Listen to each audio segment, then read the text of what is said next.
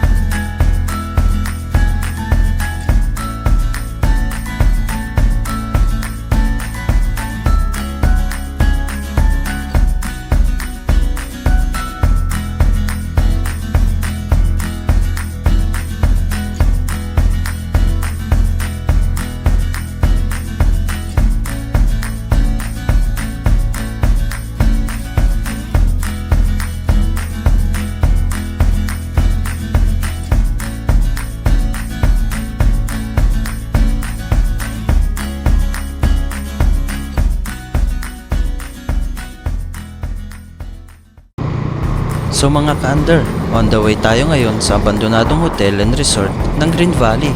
Dito kasi maganda kuhanan ng Mount Santo Tomas mga ka-under, at dito mo rin mararamdaman ang old vibes ng Baguio mga ka-under.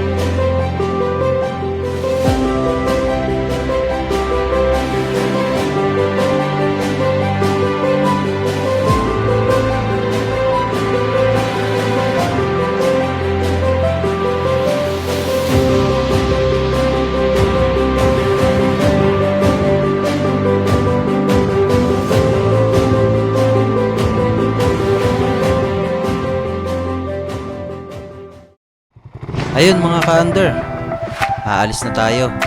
Di naman nakakatakot eh. Okay. Mas natatakot pa din ako sa galit ng misis ko.